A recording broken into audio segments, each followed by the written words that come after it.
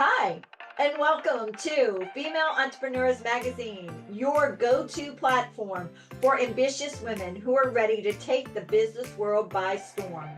I'm your host, Angel France, and each week we'll dive into the latest strategies, stories, and success secrets from the most inspiring female entrepreneurs around the world. Welcome to the Real Female Entrepreneurs. Some people talk in circles. Our next guest, she makes fuzzy clear and does it in a record time with a single conversation. She is an author, speaker, educator, and facilitator of those delicious aha light bulb moments that turn female entrepreneurs from invisible to unforgettable in just 3 weeks. She's lectured at Wharton, been featured in national publications, and her first book was endorsed by Seth Godin. And with her second book on the way, hold on, because she's about to set the entrepreneurial world on fire again. Buckle up, because light bulb moments are coming your way. Please help me welcome the amazing Orly Zeewy. Welcome. Thank you so much, Angel. It's a pleasure being here. Thanks so much for having me. Oh my God, you're so much fun. We just talked a little bit, and I just cannot stop laughing. So I expect everybody just to laugh the whole entire time. All right, I need to hear what started this entrepreneurial journey, what sparked the interest to say, oh, I'm not going to a 9 to 5.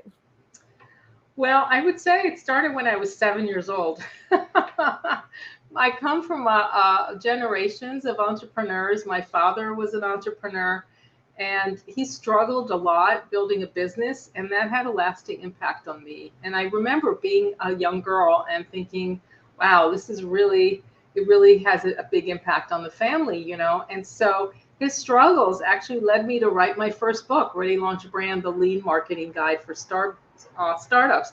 And by the way, the best and the most wonderful endorsement I got was from my dad, who said he wished that he'd had my book when he started his business. Oh, that is so sweet. That is amazing. It is. It What did is. your dad do? What did your dad He do? was an inventor. And the thing is, I don't know if you know, I've read a lot about this because there's a big difference between an entrepreneur and an inventor. And inventors, they invent things because they're really passionate about changing the world, doing something. And entrepreneurs are too. But what entrepreneurs do that inventors don't do is they learn how they build a system to sell their whatever the thing is. But my father actually has 17 patents. Brilliant man and a less than brilliant business person. But Well, because incredible inventor. And in fact, he invented a machine that actually could measure the temperature of molten steel. oh And my it was word. bought by Lucan Steel out here in Pennsylvania. Yeah, it's really amazing. I mean, he had a lot of inventions. Yeah, so he kind of sparked that in me. And actually, both my brother and I are entrepreneurs. He's had his own law firm for decades. I have always had my own business. I started out, I had a design and marketing communications firm for 14 years, and I've now had my consulting practice, my brand strategy consulting practice, since 2000. Wow. Brand consulting, that is amazing. Mhm. Everybody needs assistance in that era, no matter They what do. they do. Yeah, even if they're a brand consultant, they need to go to somebody like you. Well, you know what they say, you can't read the label inside the jar. So you need someone you need someone to tell you what it looks like on the outside because you can't see it. So No. yeah, I've had to get my own support for my website because even though I could design it, I could create it, but why would I do that when there are brilliant people who can do it much better than I can? And probably faster. Way faster. Yeah, way. When I hear people say, "Well, have we been working on our website for a year?" I'm like, okay, this that's a red flag right there. It shouldn't take you more than 6 weeks if you've got the right people working on it. So Definitely. Definitely. I mean, I'm like, I could do that in a weekend. Well, now we have all these amazing tools, of course. Yeah, we do. We do. All right. If you were to go back in time and give your 18-year-old self some knowledge and information, what would you give it? What kind of light bulb moment would you give her? Yeah, I actually thought a little bit about this. So the main thing I would do is I would say worry less about being good enough and focus more on sharing your gifts with the world.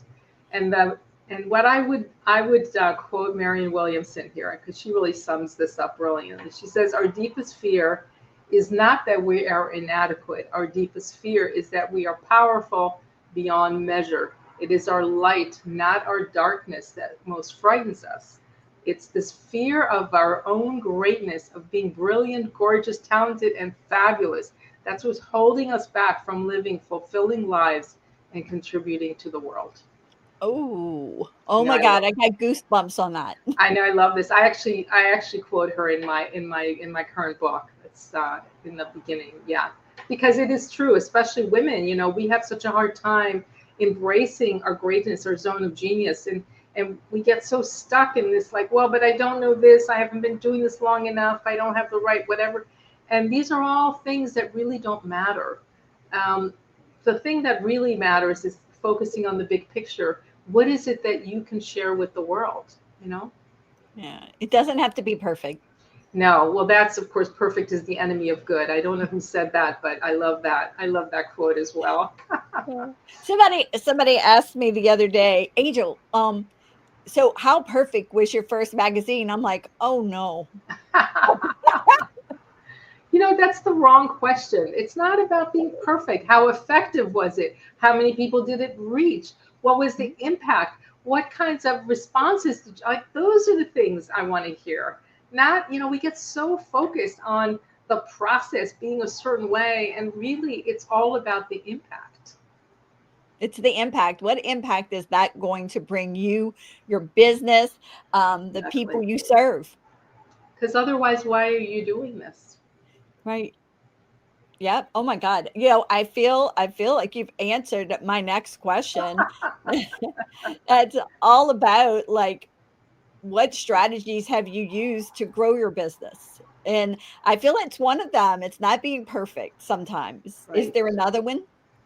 Well, the people talk a lot about niching down, and I would say, there was a time when I was trying to, work with not just entrepreneurs, but nonprofits and family-owned businesses. And I made a decision about 10 years ago, I would say, to focus on entrepreneurs. And again, because it's in my DNA and it's my passion, because it is both personal and professional, right? Because it's not just about, like, for me, when I help an entrepreneur become more successful, a woman entrepreneur charge more money because she finally understands the value and her worth. I think not just of her, but also her family. And I think about other little girls out there who are being impacted by what I do. So it's very personal for me. I would say that focusing on the thing that I'm actually passionate about and the thing that I do better than other people. Kind of my gift is I make fuzzy clear. That is truly my gift. I have this ability to cut through all the noise, all the confusion. And, you give me a page of stuff and I will literally pull out the one sentence that sums up exactly what you wanted to say. That's my Wow. gift. You And definitely could have been a lawyer. yeah, well, that was what people said I should be because, when you're smart in that time, they said, oh, become a lawyer, and sometimes I wish I'd done that. I would have made a lot more money.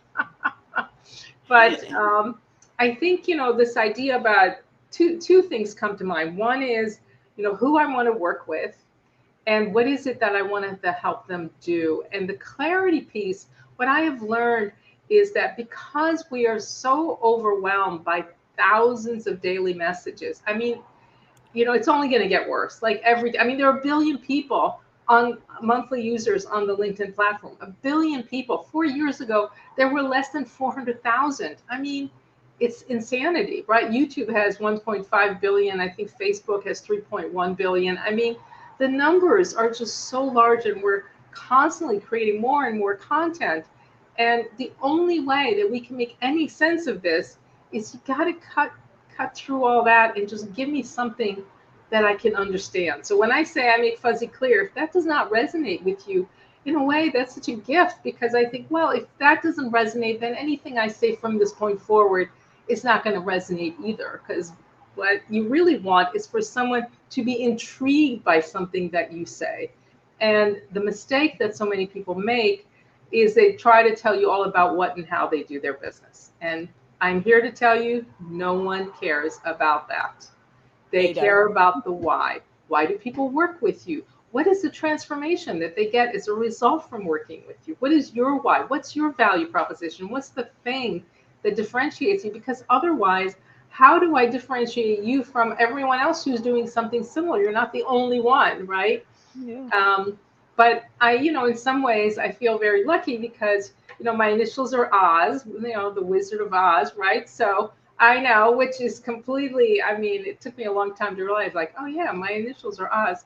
And my first name means my light, and I am a facilitator of lightbulb moments. So it all kind of, and you got to find your own space, like whatever that version is for you, that's what people are going to remember. Okay, so I love what you're saying for the simple reason that so many people try to complicate it. I love the fact that you're so simple, you make fuzzy clear, and what that does is I always imagine people have that sign on them that says, "What's in it for me?" Absolutely. Help me And understand, because if I don't understand, first of all, even if it's not for me, if I understand what's in it for your clients, I probably know somebody who can use you. But unless you help me get to that, by the way, in about 5 or 6 seconds, you've lost me and I move on, because again, we're being overwhelmed by thousands, tens of thousands of daily messages. And I like to say that, start with this question: is your brand hiding in plain sight? ooh, that one's very true because a lot of people stay Yeah. hidden and they don't realize it. And so one of my things I teach is that do you have Beyonce level skills, but hiding in a janitor broom closet, having Yes. your own concert that you don't even have the own invitation for? If no one can hear you, they can't buy you. They can't, if they can't find you, they can't hear you, they can't buy you, they can't refer you. And the referral piece is something I talk a lot about that in my first book, because we think about referrals as being the best kind of marketing, but referrals are only as good as the people who are referring you. And if they don't understand what you do, that limits their ability to refer you, and also to refer you to your ideal clients. Because let's face it, everyone is not your client. No, they're not. I know people Definitely. think they are, especially startups. It's like, no, everyone's not your client. Trust me on this. And you don't want them all. You really don't. That's why, but this is the work that I do, like really help you get clear, not just what your superpower is, but who is that person who actually needs it, who's looking for you and doesn't even know you exist. Help me find you because I actually need you, right? So Yeah. go with that, kind of go with that as that's your focus should be on really getting clear. And it's hard to do, like I said earlier, it's hard to read the label from inside the jar. I love when I have entrepreneurs who work with entrepreneurs. It just helps so much. And Yeah. and this next question is all about myths that people have Oh, for entrepreneurs. What is one myth that you would love to see women kick to the curb? oh my God. Yeah. Well, since I'm writing this book, which is all about female entrepreneurs, I've heard a lot about this. So I would say the number one thing: stop thinking that you need advanced degrees, multiple certifications, 20 to plus years of experience before you can hang out your shingle, before you consider yourself an expert. I mean, women have a really hard time just saying, okay, I'm ready. They spend a lot of time getting ready to be ready. And what I am here to tell you is you're ready now. It won't be perfect, But do you really need 3 different certifications? Do you really need to be talk to so many women who have spent thousands of dollars on all these programs? And I said, well, what did you get from those? Well, not really much of anything. Okay, so what was the, just to be able to say that I'm certified in this, that, or the other, but think of it more in terms of how is this going to help my clients? Because ultimately, your job is to provide a service that helps your clients be more successful in whatever way that looks like in your industry. Definitely. You have hit the nail on the head. That I'm thinking of the female entrepreneur who has the color coded date book. Oh, Now, please don't forget me, guys, if you're one of them. I've been one of them. I'm a recovering, color coder.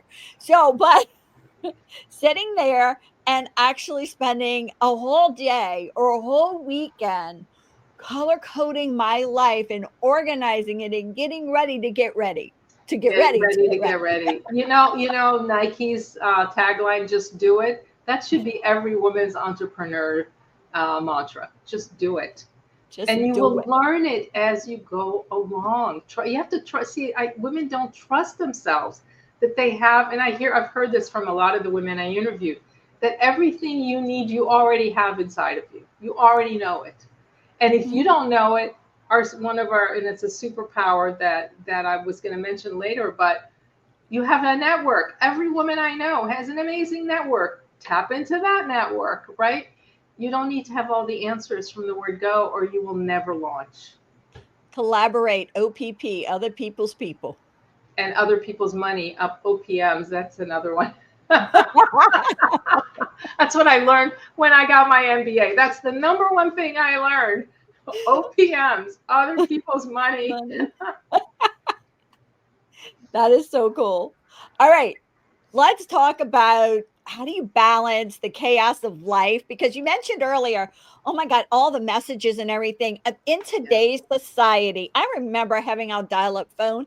That was so easy. Now we have, now we have, yeah, now what we have is the cell phone with probably 4 or 5 apps, ways people connect with us, probably about 5 to 10 emails, how people can connect with us.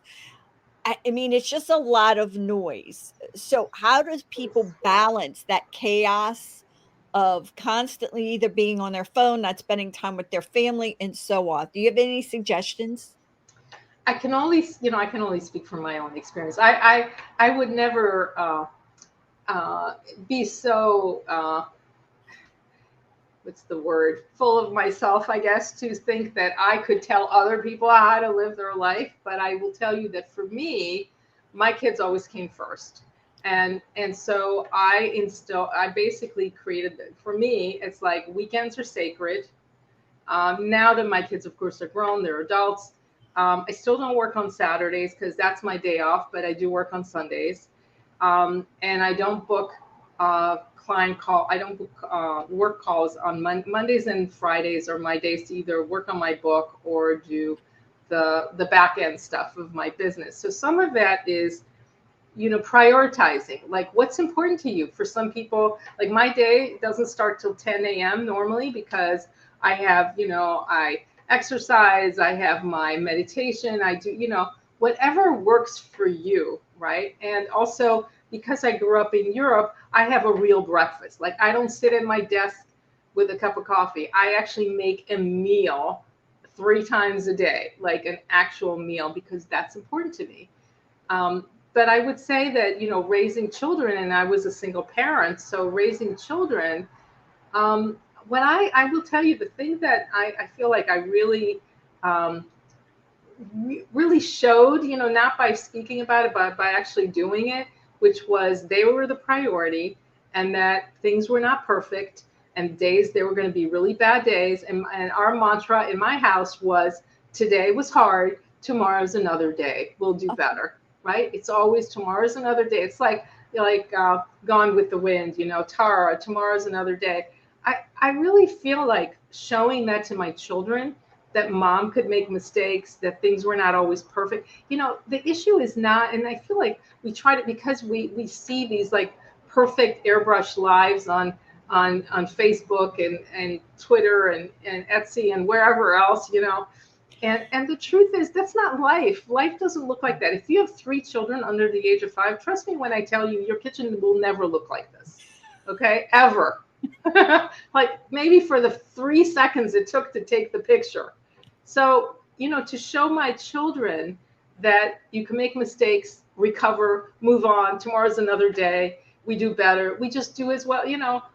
I always think of Maya Angelou, who said, when you know better, you do better. That's it. Like, that's the whole thing. Like, and being able to show my children that mom is human and I make mistakes, which they do remind me of now that they're adults. Remember when?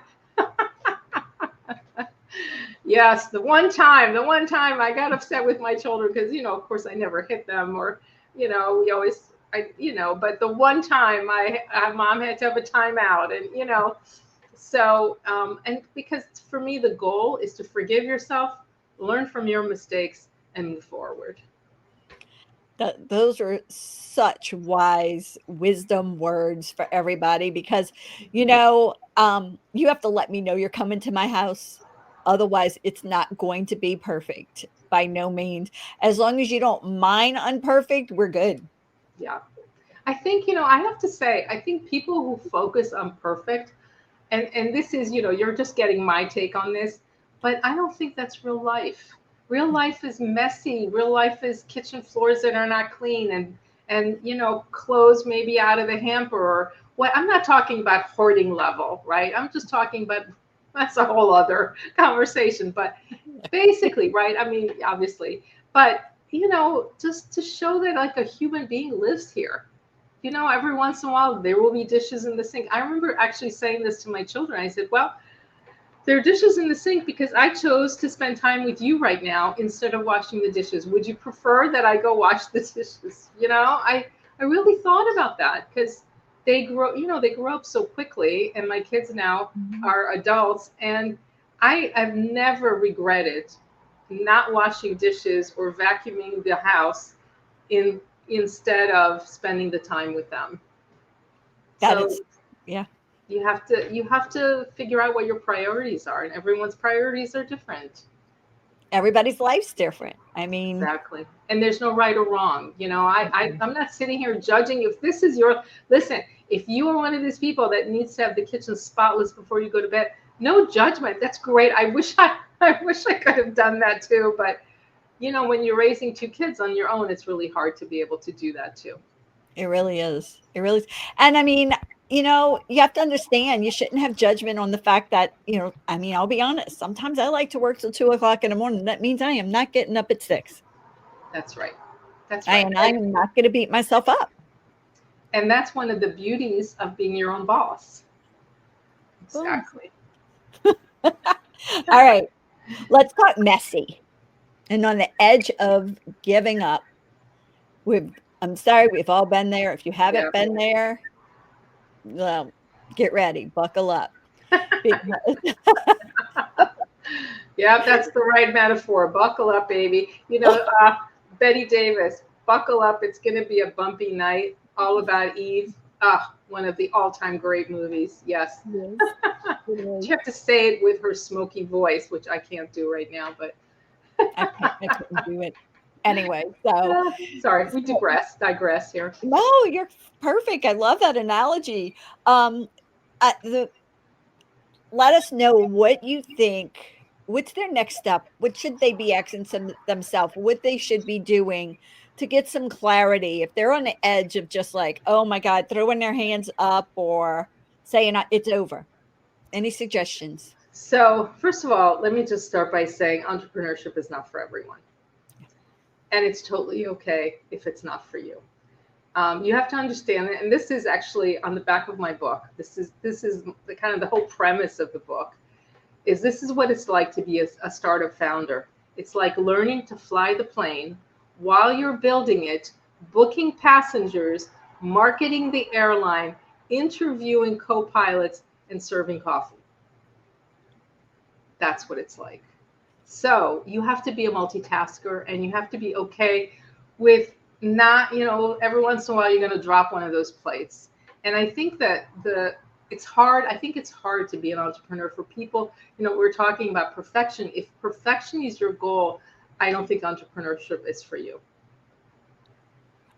No, definitely not. It's unpredictable. It's messy. Some days you're like, pulling your hair out. You can't believe how much work you have. And the next minute you've got no work to do. And you have to learn how to organize yourself, because no one else is doing it for you. And there are people who, they like having that structure of every day is the same. They've got a boss. They have things, they know what they need, what they have to hit, right? And I've never been that person. Like, I've always, when I did have a job for a very short period of time, when I worked in corporate, the first thing I did is I talked to everybody to try to figure out how can I make things better here. And it turns out that was not what they wanted. They just wanted me to just be managing the way things were. And entrepreneurs, this is what we do. We solve problems. And I solved what I thought was a really great problem, but it was not appreciated. So needless to say, that job, yeah. But just in my own defense, there were 6 people in that job in 3 years. So clearly they weren't very good at, but, and they will remain nameless because it's not about that. But yeah, I think it's really, you also have to love what you do, believe in it passionately, so that when you hit the road bumps and the roadblocks, instead of stopping everything and just laying down, you say, okay, that didn't work. How about we try this? The art of pivot is really important for entrepreneurs, because you're going to be doing that all the time. Yeah, because something might not work. I talked to someone about this the other day, and it's like we're always constantly trying something new in their business. And it's because sometimes, probably 9% of the time, they fall flat on their face. Only 1% of the time is the thing that succeeds. Right. I have a great story for you. Do we have time for it? Yeah, we got plenty of time. It's actually in my book, Ready Launch Brand, the Lean Marketing Guide for Startups. So I share the story of bubble wrap. Do you know what bubble wrap was originally intended for? No, but I know my mother-in-law pops it like there's no tomorrow for stress relief. Now, okay, so keep that image in your mind when I tell you the original purpose. This is just, every time I say it, I just can't even believe it. It was supposed to be wallpaper. Because the Fielding, and I forget the other one's name, was an American and a Swiss inventor, and they came up with this amazing, they literally took 2 pieces of plastic. It had like air between them, and it was the 1950s in the US, and wallpaper was all the rage. And they thought, oh, this is what the world needs, textured wallpaper. So they came up with this great idea, and needless to say, it was met by a resounding no. Like, can you imagine a mom with 3 kids under the age of 7 in a living room covered in bubble wrap? Like, you would lose your mind. But here's the thing. They didn't give up. They didn't say, okay, that's it, we're done. What they did was they looked for a market where this could be useful. And bubble wrap was born. I mean, they went through a couple of different iterations, but ultimately, and now bubble wrap is like Kleenex, So I'm just thinking of having 3 boys or 2 boys fighting, pushing one another, and then all of a sudden, I know. It's so addictive. Like, you start popping this stuff. But, I remember laughing so hard. And I found a picture, which is in the book. I found a picture of a living room covered in bubble wrap. And it's like, oh my God. Like, how could you possibly think this was, can you imagine, like, all these interior designers who just looked at this and said, NO, big NO on this one. We're going to, nope, not going to do that. Yeah. So, yeah. Okay, bubble wrap as wallpaper. Okay, this is funny. But I love how you brought up, and you have the fact that they had to pivot. Exactly. Yes, because otherwise there would be no bubble wrap. The idea would have died. Maybe someone else might have taken it on eventually. But yeah, I think what's important here, and this is, I think, what really all successful entrepreneurs do, when something doesn't work, they go, I still think I really believe in it. This is why you have to start with actually being passionate about this, right? If you believe in what you're doing, in your why, in your, in kind of your zone of genius, and the thing that really motivates you, there's somebody who wants it. You just have to figure out who that is. Yeah, so you created it, and like you said, and that's exactly where my brain was going. What you just said is Yeah. somebody's going to want it, but who? It might not be who you created it for. But that doesn't mean you failed. It just means you didn't find the right market for it. Yeah. And the world is littered with wonderful companies that went under because they didn't identify their ideal market. Mm. And so they spend tons and tons of money and resources, trying to market to people who actually didn't want it, didn't need it, and were never going to buy it. Because let's face it, you can't convince, I think trying to convince someone to buy something, it's already a lose-lose. People want, when people want something, you don't have to convince them. You just have to show them the value of it. That's very different from trying to convince them. Like, I'm not selling toothpaste, and even toothpaste, that's a whole other, that's gotten so crazy now, with like 20, I don't need 20 options. Just give me 2 or 3 at the most. I can't, they keep coming out with these new things. Like, I don't understand the difference between any of them, You're right. Funny. Yeah. All right. Let's talk about you. Can you give me a sneak peek into your future and what we need to keep an eye out on for you?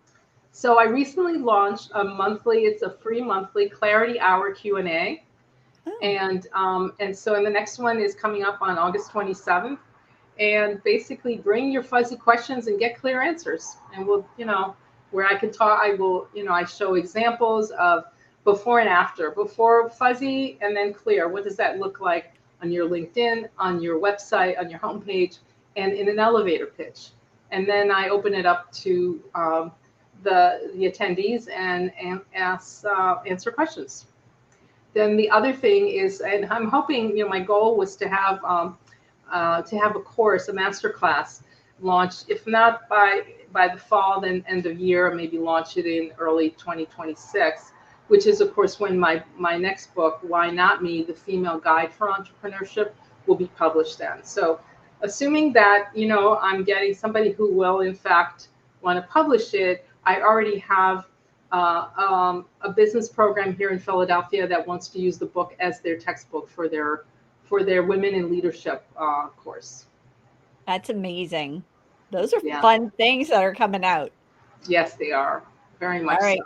On a funner side, it's not even a word, but a funner side. Unexpected. Tell us something about you that not a lot of people know about. So I do speak other languages, and people usually know about that eventually. But how many? How many? 3 languages.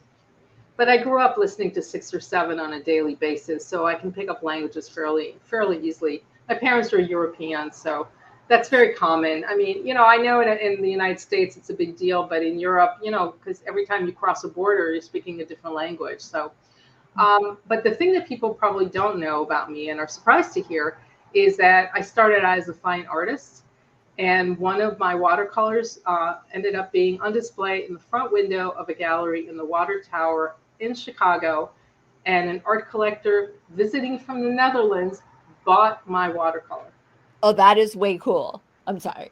That was my 15 minutes. I had that check for a long time. It was the Turtle Gallery. I still remember it. Yeah. That is cool.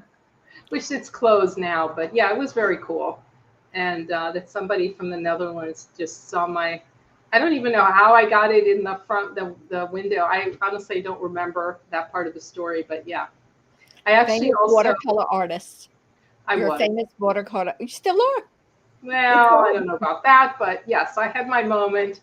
And actually, when I was 8, I won an art competition, and I drew an angel, and I won first prize. Wow, you have so many little stats. I love it. All right, let's talk fun. Okay. More fun. Pump up the anthem. Favorite song or songs? Oh my gosh. Nina Simone, Feeling Good. Love that song. Love that song. Every time it comes on, it like makes me happy. I crank it up. I'm singing with it on the radio. It's like, I love that song. Yeah. I was also thinking, yeah, there are others I could say, but this is really my go-to song. Okay, guys, I could just see her just screaming that out at the top of her And it's such lungs. a happy song. It's such a great song, so hopeful. Yeah. All right, books that build you up. Tell me your name of your first book first, and then your second book that's coming out, and on top of that, some of your other favorite books. So my first book was called Ready Launch Brand, the Lean Marketing Guide for Startups. As you said, it was endorsed by Seth Godin. It was the #1 new business book release on Amazon when it came out. My second book is called Why Not Me, the Female Guide for Entrepreneurship. And that I interviewed 44 women across the country throughout parts of the world. And I've already got a foreword and blurbs from these women. And they're all read. They're all like, when is this coming out? I want to buy this book. So, and it basically combines their stories of their challenges with historical, scientific, and economic data that backs up some of these things. So I've actually created timelines of women in history in the workplace, education, and finance. Oh, sign me up. I'm ready. It's pretty cool. Yeah, I mean, I just got, my the two biggest and the most, well, because I've also been posting on LinkedIn, and I hope people will, I know you'll be posting my LinkedIn URL, but would love for people to connect with me and follow me because I do post weekly about the book. The thing that has gotten the most engagement is anything to do with money, and also the one that I did on the number of women CEOs of Fortune 500 companies. Want to guess how many that is? I have no idea. So let's start with that. In 1995, there were 0 women CEOs. That wasn't that long ago. There are now less than 10%. Wow. I know. Less than 10%. Yep. We got a long way to go, but which is part of why I went down the rabbit hole of history, because I'm looking at the 19th century, like around 1848, which is when a woman, Elizabeth Cady Stanton, wrote the Declaration of Sentiments. And it was all about all the things that women were looking to be equal in, like pay, and of course, they weren't able to vote yet. So that was one, so there was a long list. And from I think this was 1848. And then it took almost 100 years to get the vote. And then another 40 years to get the Equal Pay Act passed. Wow. And in 1963, when it was passed by LBJ, white women were making 63, I don't know, I may be off, it might be 61 or 63 cents for every dollar that a white man was making. Mm-hmm. Fast forward to 60 years, we have gained 20 cents. Woohoo! Not that much. That much, yeah. Which, by the way, over a career, that 16 cents, I think we're at 84 cents now. Or maybe it's 86. I don't know. I've seen different things, 83, 84. That difference over a career comes out to a loss of $400,000. A lot of money. That's all. A lot of money left on the table. Exactly. You asked about a book. So on a completely different path here, I don't know if you know the book. It's called In Love, A Memoir of Love and Loss by Amy Bloom. Yeah. So this is her second husband, Brian Amici, who was also a writer and a journalist, brilliant man. And when he started to descend into Alzheimer's and was starting to see where it was going, he decided to go to Switzerland and die by assisted suicide. And the book, I know it sounds really sad, and it is, but it's also, to me, it was like, the idea of loving someone to the point where you are willing to help them die a death of dignity, instead of watching them literally become a vegetable, which is he knew that was what was going to happen.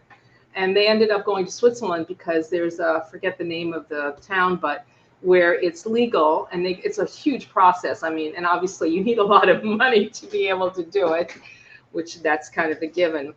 But I thought it was just such a beautiful, and it's beautifully written because Amy Bloom is a writer herself.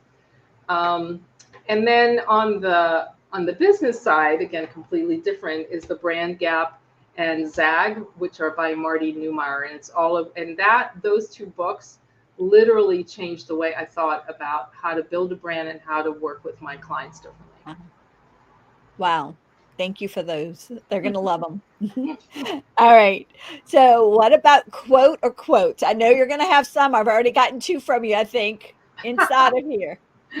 So this is the one, my mother used to say this all the time, and it's attributed to Julius Caesar, and it's Veni Vidi Vici, which means I came, I saw, I conquered. And she used to say that all the time. And so I've kind of adopted it as my little mantra after she passed. And whenever I say it, she used it in the most ridiculous places. Like, we would go to yard sales. That was her big thing. And after we would leave, we'd leave with some piece of treasure, some treasure that she found. And she'd say, Veni Vidi Vici. And what language is that? Latin. Latin. Okay. Yeah. Veni Vidi Vici is Latin. Yeah. Okay. Awesome. So we have to make sure we put both in there so they'll know. Hey, right. We educate. They have to be educated when we do this. There you go. There you go. Yeah. All right. Superpower for just 24 hours, one day. What would it be? That's a tough one, but I would say being able to read people's minds. And I think the reason, and only for 24 hours, because it would be exhausting to be able to read everyone's, like, can you imagine walking down the street and you'd be able to hear people's thoughts? But I don't know, there's something about that for me that I think it would be so fascinating to hear, like, kind of how other people think. I think it would help me better understand myself, see some maybe, commonalities with other people. And I think it would also help me, not that I'm not kind, but I think it would help me be even more empathic and kinder to others, because everyone, during the pandemic, I read this great quote and it said, everyone is fighting a great battle. Always be kind. Wow. I really try to do that, because even when somebody's having, you're getting the worst of that person on their worst day. That does not necessarily mean that's who they are. Right. All right. So you're walking around and you're feeling all these things, people's things and everything for 24 hours. Okay. How are you going to get out of that? What gets you motivated? What could you do to, like, okay, brush this stuff off? I would say go to the park, walk around. My favorite seasons are fall and spring, because it's the way everything smells. And then you can see there's this whole, like, sensory experience that happens. In the spring, you see all the trees are budding and you see all these beautiful colors. And in the fall, the leaves are turning red and there's that smell of smoke in the air. And something about, all of the, like, being in nature, surrounded by trees and flowers and just walking and feeling the air. To me, it's like whenever I'm stuck on something, I go outside and I just take a walk and it just completely recharges my batteries. That's amazing, because that is just like fall and spring are my favorite as well. Matter of fact, it's a joke because I wear a sweater all the time anyway, but I definitely, and I mean, I live in the South. It's 100 and something down here. So when it's September 1st, I'm like, it's fall. I don't care. It's fall to me, and I'm wearing what I want. My favorite clothing season is definitely the fall, the whole layer thing. Yeah. Mm-hmm.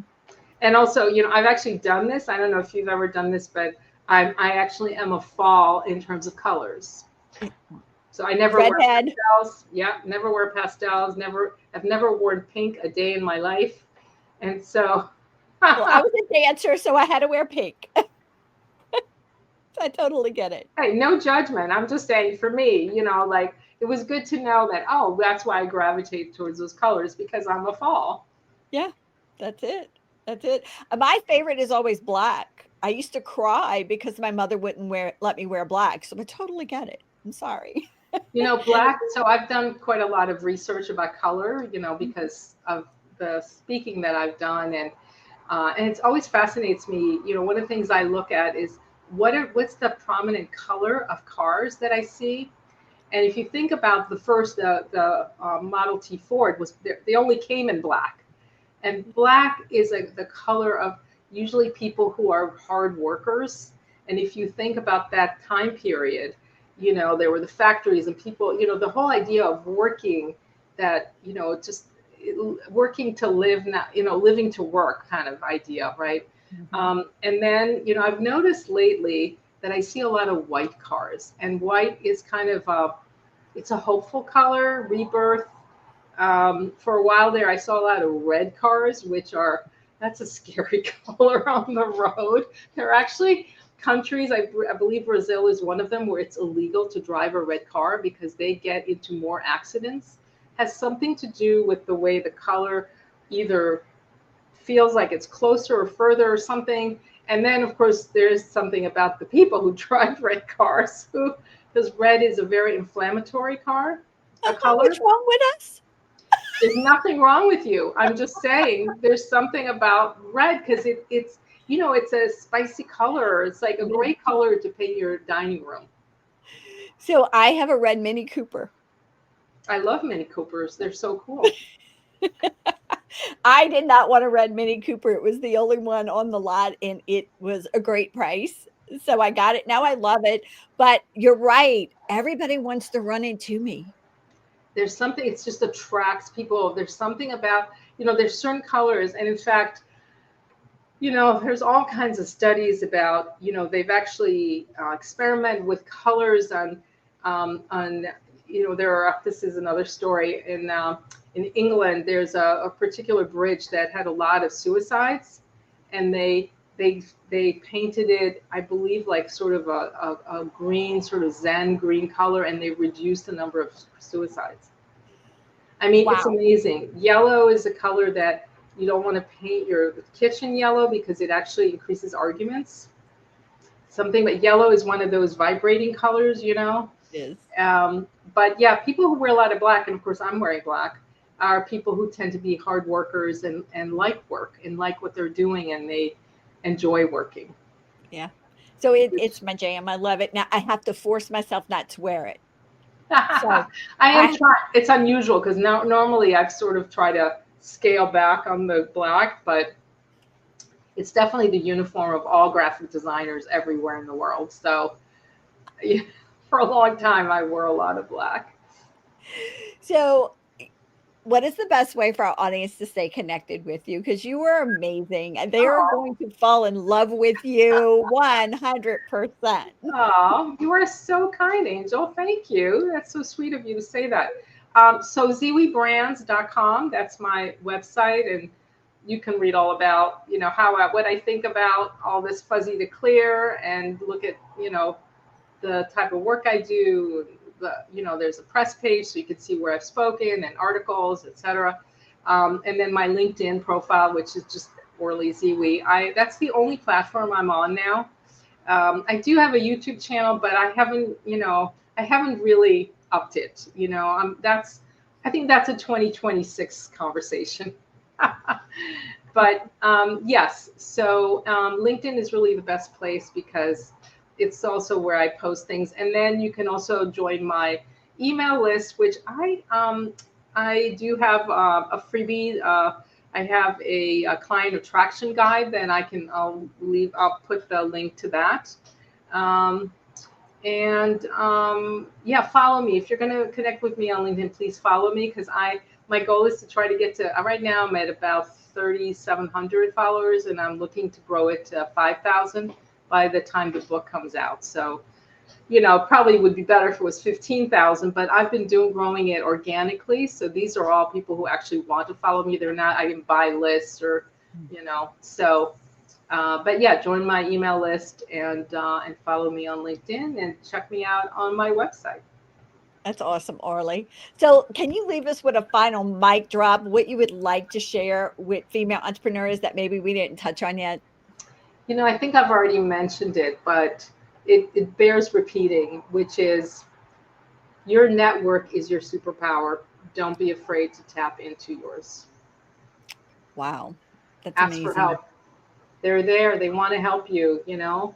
Oh my God. Is that the thing that most female entrepreneurs have the hardest time Oh, doing, asking for help? they think it's weakness. And really, it's about, first of all, people love to help. It makes them feel you're literally taking something away from someone when you don't give them the opportunity to help you. And of course, eventually you're going to return the favor. But it's a way to also connect more deeply with people. And I'll tell you, yes, every woman I talk to, very hard to ask for help because we have this idea, and I don't know, I'd have to do a deeper psychological kind of study here of why specifically. I mean, I've done some research on brain science, and that's pretty fascinating in itself.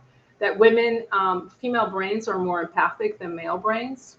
And so we have a tendency to think about others. And so when it comes to us, it just feels uncomfortable because we feel like we should already know the answer, which is, I mean, just hearing me say this out loud, it sounds so crazy. How would you possibly know everything you need to know?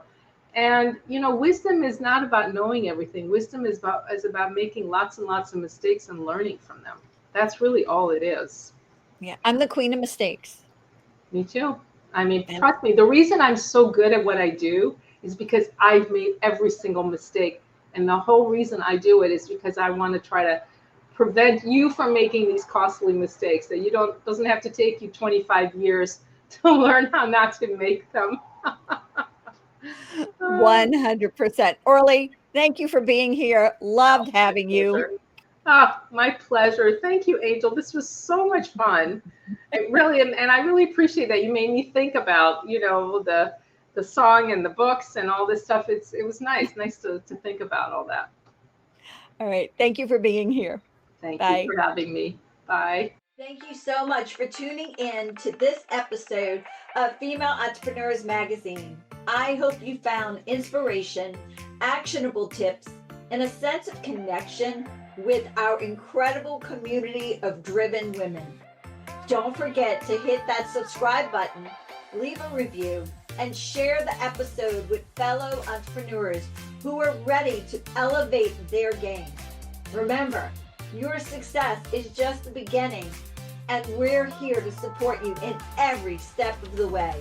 Until next time, keep shining, keep thriving, and remember, you have the power to create the business and life of your dreams.